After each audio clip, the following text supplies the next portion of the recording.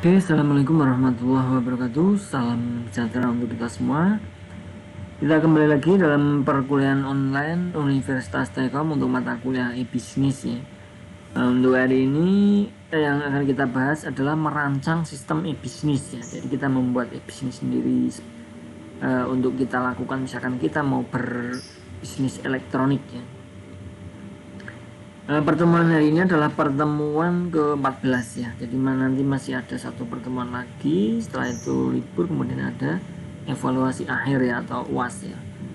Oke, seperti itu. Untuk materi nanti saya share ya. Ini belum sempat karena agak waktunya ya. Nanti setelah perkuliahan akan saya share. Oke, mungkin langsung saja ya. Ini sudah banyak yang hadir di live-nya ya, atau di chatnya. Kita akan mulai segera untuk perkuliahan hari ini e-bisnis. Untuk tema kita adalah pembahasan hari ini merancang sistem e-bisnis.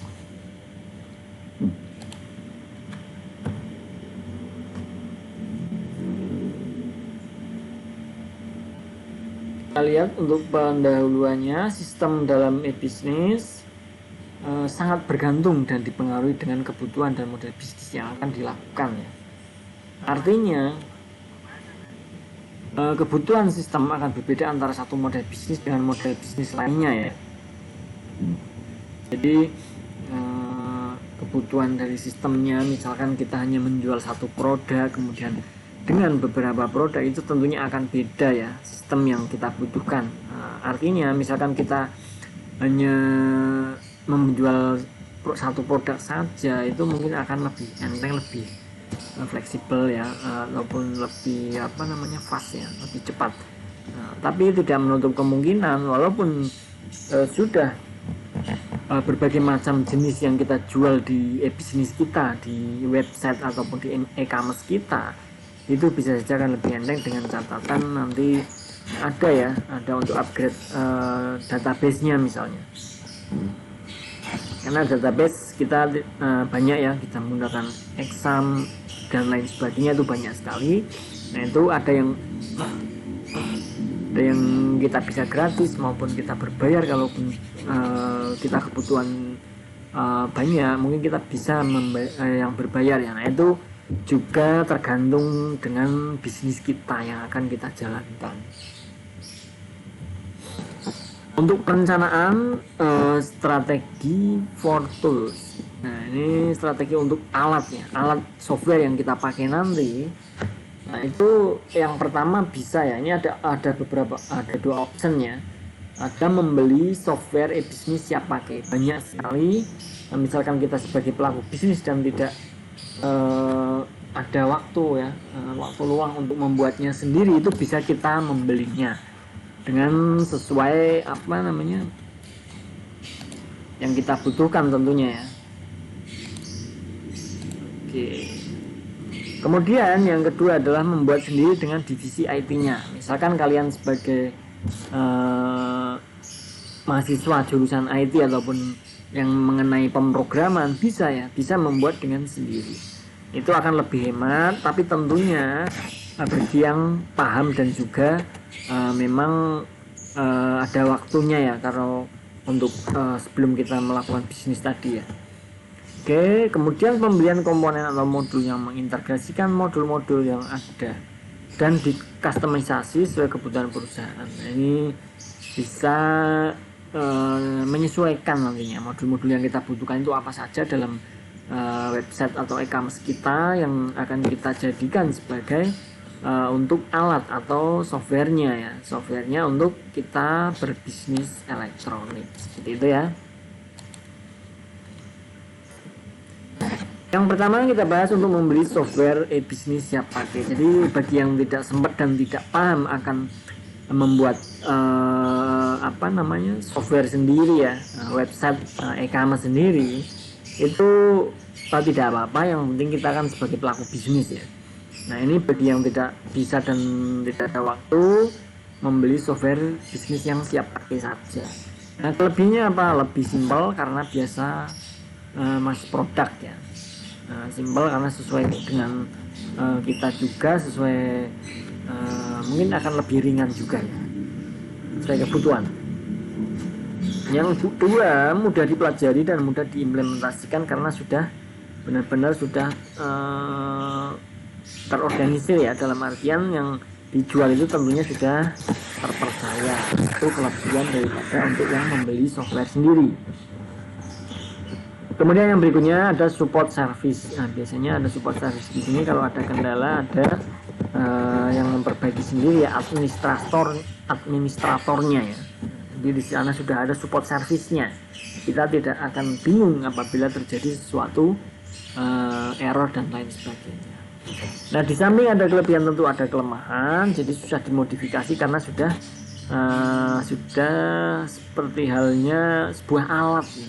Jadi kita tidak bisa memodifikasinya. Misalkan kita ingin ini itu, ternyata di situ tidak ada menunya, itu kita tidak bisa memodifikasinya. Beda dengan pada saat kita membuat sendiri. Seperti itu ya. Nah untuk kelemahan yang kedua, tingkat integritas dengan software lain rendah. Nah, ini biasanya yang dijual itu memang kan mungkin sesuai harga juga ya. Ada yang integritasnya di bawah lebih rendah, kemudian kecepatannya, kemudian dalam hal database-nya juga menampungnya beda dengan yang kita buat sendiri dengan custom kita sendiri. Nah seperti itu ya. Nah ini adalah kelebihan dan kelemahan membeli software e-bisnis yang siap pakai ya, tanpa kita membuat sendiri. Kemudian untuk membuat sendiri dengan divisi IT, misalkan kita sebagai pelaku bisnis dan kemudian kita mampu membuat sebuah website atau e-commerce-nya sendiri, itu tidak apa-apa, lebih bagus, lebih hemat ya. Nah tentunya ada kelebihannya juga, yaitu fleksibilitasnya tinggi karena kita terkadang kita bisa mengcustom sendiri ya, bagaimana agar kita lebih cepat, responsif, kemudian database-nya menampung lebih banyak daripada e-commerce yang lain, misalkan boleh seperti itu ya. Jadi kita lebih fleksibel. Kemudian mudah dimodifikasi sesuai keinginan kita karena kita yang membuat. Tentunya kita tahu ya, pada saat kita ternyata kurang menu yang ini, wah kita tambahkan lagi, bisa ya.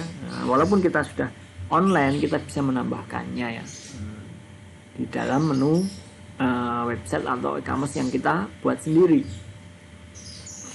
Kemudian dapat dibangun sesuai kebutuhan perusahaan. Nah, ini seperti halnya modifikasi atau customisasi ya. Jadi sesuai kebutuhan. Nah, yang kita butuhkan itu apa saja. Menu-menunya yang tidak perlu tidak usah diberikan. Jadi kalau memang ada beberapa menu yang harus, kalau beli kan terkadang kita ini menunya tidak perlu ya, tapi kita tidak bisa menghapusnya. Nah, kalau kita membuat sendiri itu berbeda, kita bisa membangun dan misalkan menghapus ya, bahkan ya itu sesuai kebutuhan perusahaan, sesuai kebutuhan kita sendiri yang kita yang membuat ya.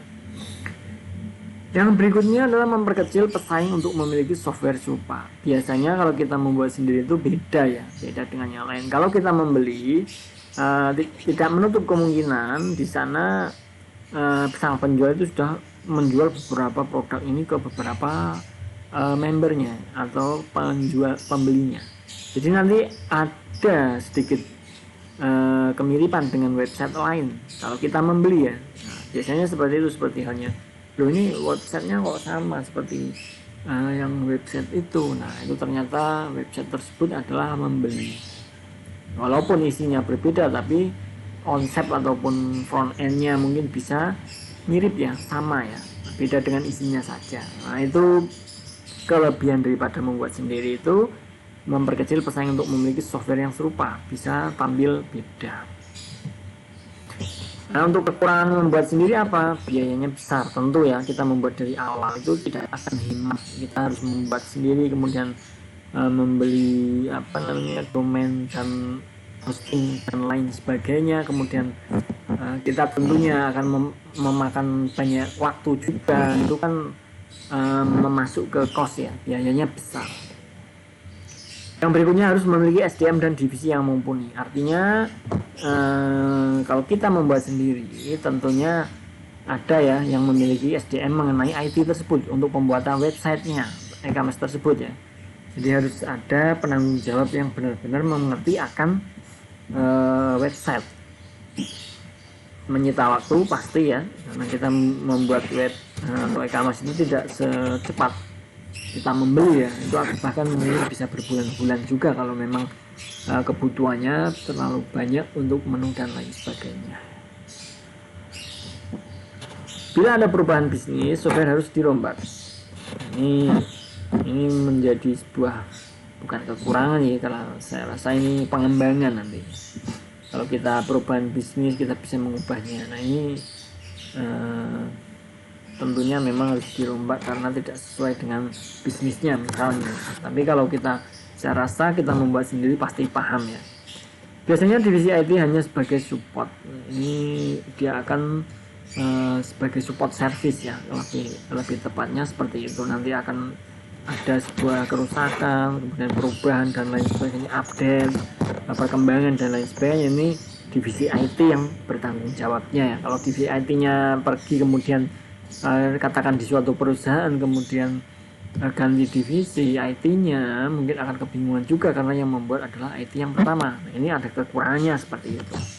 Tapi kalau kita sebagai pelaku bisnis owner kemudian kita yang membuat sendiri, itu tidak akan menjadi sebuah masalah. Pembelian komponen, modul dan integrasikan. Kelebihannya murah, diperjualbelikan secara retail ya, bisa dilakukan perubahan secara cepat, tingkat skalabilitas dapat disesuaikan, durasi implementasi yang singkat, komponen siap pakai dan mudah dipahami. Kalau kita membeli modul-modul yang kita bisa integrasikan di bisnis kita, itu kalau membeli sendiri seperti itu ya, murah, diperjualbelikan secara kita membeli sebuah modul, kita terapkan di situ, itu kan lebih simpel ya, karena kita tinggal PNP intinya ya. Ada kelemahannya juga, kemungkinan penurunan kinerja software karena tidak menyesuaikan ya, nanti ada update dan lain sebagainya. Kemudian perusahaan harus memiliki blueprint, lalu SDM yang bisa ngoprek, merombak untuk customization. Nah ini tentunya ya, kalau perusahaan besar mungkin oke, karena sudah ada divisi IT sendiri ya yang mungkin bisa dikatakan mumpuni. Kalau kita sebagai pelaku bisnis, ownernya adalah individu, nah itu akan menjadi sebuah masalah kalau kita tidak paham akan oprekan daripada modul tersebut. Nah, kalau kita bisa tidak apa-apa ya, kalau tidak bisa ini akan menjadi sebuah kelemahan. Nah untuk alternatif toolnya pakai modul gratisan dan bangun sendiri sistemnya, ini untuk versi hematnya ya, jadi gratis biasanya. Nah, kelebihannya murah dan gratis, gampang dikustomisasi, tidak terlalu membutuhkan basic programming atau kondisional. Ini tinggal pakai saja biasanya, yang mudah ya, dukungan penuh dari pengembang dan komunitas. Nah, kekurangannya apa? Kemungkinan kemiripan sistem antar pengguna sangat besar, banyak sponsor. Nah, misalkan kita memakai ya WordPress dan lain sebagainya, itu kan kita tinggal pakai, tidak ribet ya. Akan tetapi nanti akan ada kemiripan di antara web kita dengan yang lainnya, pasti itu ya. Kemudian ada sponsornya juga di web kita ya, kalau walaupun kita tidak menghendaki ternyata sponsor bisa masuk. Nah, ini kalau kekurangannya seperti itu pada saat kita memakai dengan gratisan tersebut ya. Use CMS Allshop, it's free and powerful. Jadi kita menggunakan Allshop yang CMS ya, ini gratis dan bisa dikatakan bisa powerful ya untuk tampilan kita ataupun responsivitasnya ya. Di sini ada beberapa contoh yang kalian bisa gunakan untuk free ya. Ada PrestaShop, Joomla, Virtuaman, dan WordPress, tahu ya, WP Commerce dan e-commerce ini. Jadi yang sering banyak digunakan itu menggunakan WordPress tersebut ya, karena apa, sudah ada template-nya. Nah, ini yang dikatakan tadi lebih mudah ya. Nah, ini lebih murah dan gratis, gampang di customnya, di situ ada administratornya ya. Nah, untuk dashboardnya itu bisa kita ubah sesuka hati. Sama ya, dengan yang lain juga seperti itu. Untuk yang OpenChat, GenChat, Camus, Magento, Quick Add dan lain sebagainya masih banyak sekali. Kalau memang kalian sebagai mau menjadi seorang pebisnis elektronik atau e-bisnis, itu bisa menggunakan yang free dulu mungkin kalau usaha masih merintis ya. Nanti bisa sambil membuat sendiri atau bisa membeli yang lebih kualitasnya bagus dan lain sebagainya kalau sudah bisnis tersebut sudah jalan selayaknya ya. Nah, seperti itu. Ini beberapa contoh saja, masih banyak sekali yang lainnya. Mungkin zaman karena perkembangan zaman selalu tambah ya, ada beberapa yang bisa kita custom untuk yang free ya. Untuk website, tentukan pada saat kita membuat website ya, tentukan ide produknya, kemudian lakukan riset ya, penelitian, apakah nanti bagaimana jalannya, role-nya dan lain sebagainya. Kemudian kumpulkan konten, membeli nama domain ya pasti ya. Kemudian setelah domain kita beli, kemudian membeli server hostingnya. Kita hostingkan web design dan programming untuk saat kita buat ya di sana, di layout dan lain sebagainya, kemudian promosikan website. Nah, ini adalah rule atau urutan pada saat kita membuat sebuah website. Nah, ini tentunya karena ini adalah mungkin kelasnya tidak hanya yang tahu programming saja ya, itu bisa menyesuaikan ya. Kalau ada yang saya rasa bisa ya, karena ada akuntansi sistem itu sudah mendapatkan web ya, web 1 maupun 2 mungkin. Kalau yang grafis mungkin hanya web 1 ya, tapi sebenarnya hampir sama ya. Kalau kita menggunakan desain web kan ada ya di desain grafis. Nah, di situ kita bisa merancang sendiri ya, sebenarnya seperti itu. Ini kalau merancang sendiri ya. Nah, ini idenya buat daftar apa saja yang Anda sukai ya. Sortir daftar tersebut, pilih yang paling disukai, tentukan bahasa yang digunakan dalam bisnis Anda ya. Akan kita bisnisnya hanya internasional, nasional, bisa kita gunakan bahasa Indonesia saja ya. Kalau internasional beda lagi. Lakukan riset produk sesuai dengan topik bisnis ya, lebih spesifik lebih baik. Nah, ini ada tipsnya, selalu pilih topik bisnis yang Anda sukai dan membuat Anda nyaman dalam menjalankannya. Jika ide yang dipilih ada sesuatu yang Anda sukai, maka fokus akan datang dengan sendirinya. Ini kalau dalam hal mencari ide ya. Untuk riset pasar ini kapan mulainya, modalnya, kemudian siapa calon pelanggan Anda ya, calon pembeli, apakah ada calon pesaing kita dalam hal penjualan yang kita jual di bisnis ini, dan masalah yang mungkin akan dihadapi, cara menyelesaikan masalah. Nah, hasil riset pasar akan memberitahukan kepada Anda yang saat yang tepat untuk menjual produk atau jasa Anda. Seperti itu ya. Jadi kan seperti kita riset ya. Kumpulkan konten, buatkan konten yang asli, original dan menarik ya, tidak menjiplak punya orang lain tentunya. Kemudian buatlah konten bermanfaat dan kaya informasi mengenai hal yang sesuai dengan produk kita. Jadi di sini be yourself dan kreatif, jangan bertele-tele, libatkan pengguna ya, boleh. Gunakan bahasa manusia, tetap bahasa yang baik ya, jangan terlalu bahasa yang tidak mudah dipahami. Update website secara berkala Google Site. Kami ingin selalu mendengar tentang situs Anda yang baru setiap minggu. Nah, ini lebih bagus lagi ya. Bahkan ada yang per hari saja ada yang update ya. Kemudian setelah itu membeli domain. Pilih nama yang sesuai, fitur yang sesuai ya. Nah, ini nama-nama sesuai di sini bisa sesuai dengan bisnis kita ya. Bisnis kita apa, nanti kan ada domainnya menyesuaikan. Dengan simpel dan mudah diingat, gunakanlah TLD yang sesuai, hindari penggunaan angka dan tanda hubung. Kalau kita membeli domain ya, jangan menggunakan penggunaan angka dan tanda hubung, jangan menggunakan nama domain yang berbau sara. Nah, ini mungkin kalau kita contohnya kita menjual elektronik, mungkin dengan menggunakan elektronik apa gitu ya, sesuai ya. Nah, ini sesuaikan karena ini sepertinya sudah pernah saya sampaikan ya. Misalkan ORG itu untuk organisasi, kemudian COM itu untuk apa dan lain sebagainya. Nah, itu yang dimaksud ya. Dan beli tentukan service hosting. Pertimbangan sebelum membeli hosting ada space-nya, Linux, Unix, atau Windows. Nah, ini menyesuaikan ya yang kita pakai juga dalam hal kita menggunakan sehari-hari. Kemudian web servernya ada apa aja, IIS dan lain sebagainya. Engine scriptnya, bahasanya apa yang kita gunakan. Nah, itu menyesuaikan juga. Database engine-nya kita menggunakan MySQL atau SQL Server atau Oracle dan lain sebagainya, banyak ya. Hosting manager, cPanel, sPanel, or Press. Ini kalau untuk MySQL, SQL Server biasanya menggunakan cPanel ya dalam hal kita server hostingnya. Kemudian bandwidthnya misalkan kita membeli tahunan atau per semester dan lain sebagainya juga ada ya. Kemudian lokasi server lokal atau luar negeri, ini menyesuaikan dengan bisnis yang kita jalani ya. Jumlah domain atau subdomainnya, nah ini menyesuaikan ya dengan domain yang kita beli tadi ya.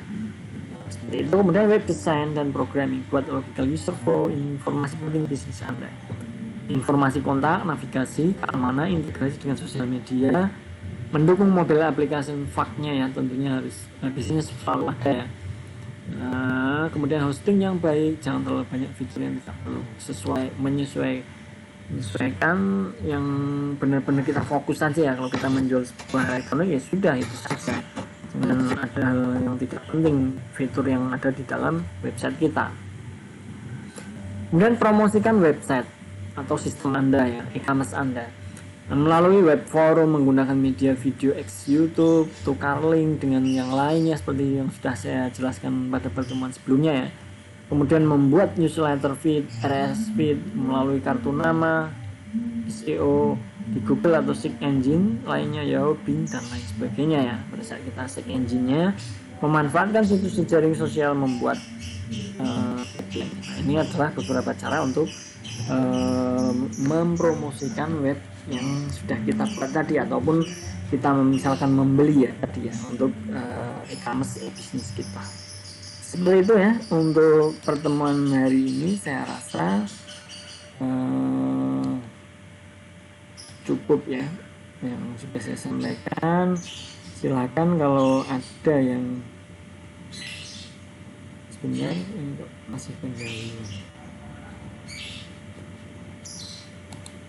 Sebentar ya. Kalau ada yang mau ditanyakan silahkan. Sambil saya cek dulu ya di ini, nanti saya share di Classroom untuk materinya ya. Ini agak lemot untuk sinyalnya, jadi menunggu ya.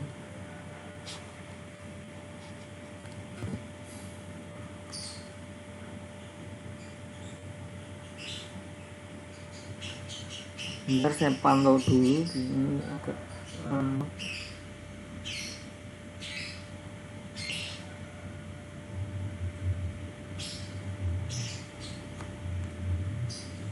Oke, mungkin kalau ada yang dipertanyakan silahkan sebelum saya akhiri untuk pertemuan hari ini ya.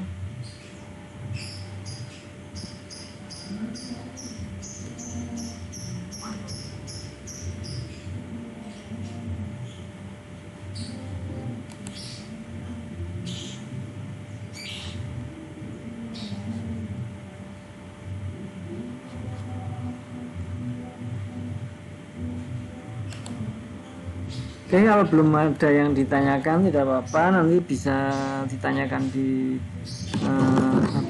YouTube-nya ya, komen YouTube-nya ataupun capri ke saya kalau ada ya suatu hal yang memang perlu dipertanyakan. Terima kasih untuk teman-teman semua yang sudah di dalam perkuliahan ini. Semoga apa yang saya sampaikan bisa dipahami, bisa dimengerti ya, bisa diimplementasikan. Saya akhiri. Wassalamualaikum warahmatullahi wabarakatuh.